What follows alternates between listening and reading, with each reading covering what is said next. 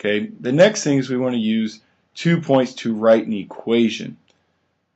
Okay, so as we go into problem number 3, we're going to use 2 points.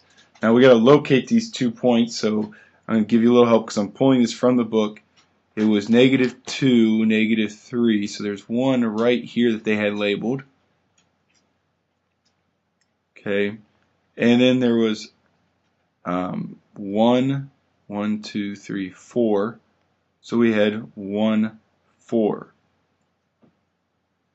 Okay, so we want to write this in point slope form. So again, y minus y1 equals mx minus x1. Now the point's the easiest part. Just pick the first point. This was the first point left to right. So I'm going to write y minus a -3, which makes it plus 3.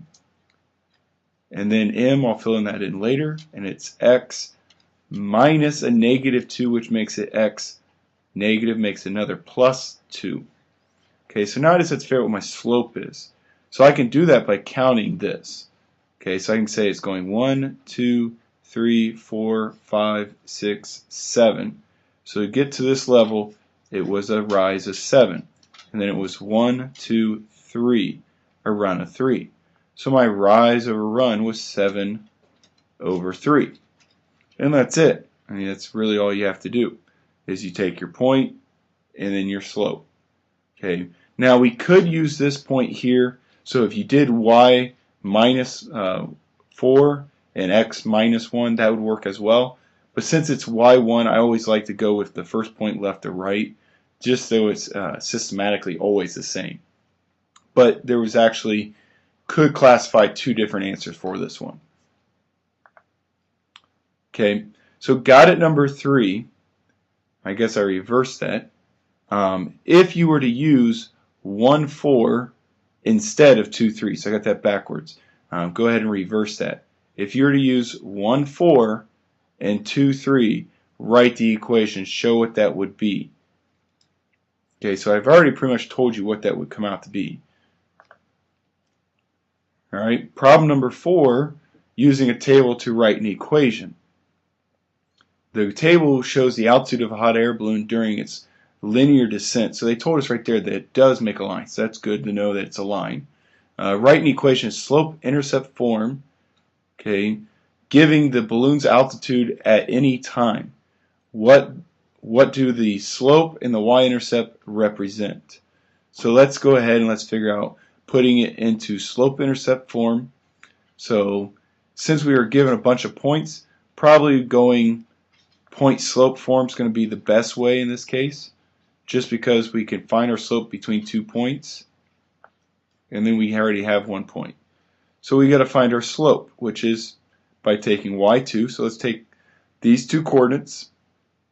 y2 in this case is 590 minus 640. We're going to put that over 30, x2 minus x1, which is 10.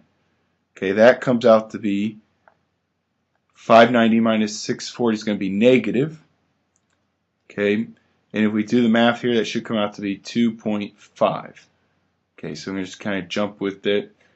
Just go ahead and take 590 minus 640, divide that by 20. You're going to get 2.5 for that. Okay, so now what we know is y minus y1, I'm going to leave that blank for now, a negative 2.5 for our slope, and x minus x1. Well, now all we have to do is go find our first point, which would just be the first one in the table. So I'm going to take 640, put it right in there, and then I'm going to put 10 right in there. Okay, now we just have to simplify. So I'm going to take y minus 640 equals negative 2.5 x. Distribute the negative 2.5. So negative 2.5 times 10 is now going to be a positive 25.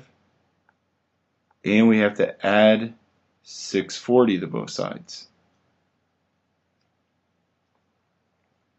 Okay, so we get y equals a negative 2.5 x and that becomes 665.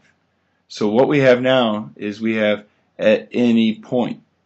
Okay, so what does the slope represent?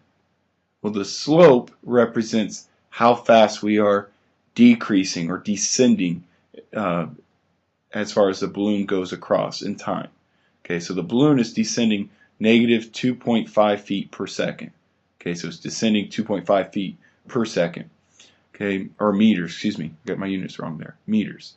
What does the y-intercept mean? Well, again, we talked about this. The y-intercept is when x is 0. So if 0 is x, x is our time. So at 0 seconds, we're at an altitude of 665. That is the starting place. Okay, that is the start of the balloon. It is starting at 665 meters. Because the table started at 10, we don't know where it started. That's what it's telling us. Okay. So problem number 4, or got it number 4, go ahead and do that same steps with this problem here. And then represent what it means to be the slope in this problem. Okay. So that's it for today. We'll pick up with that tomorrow in class. And if you have any questions, make sure you go ahead and put that on a Twitter or discussion board and let me know.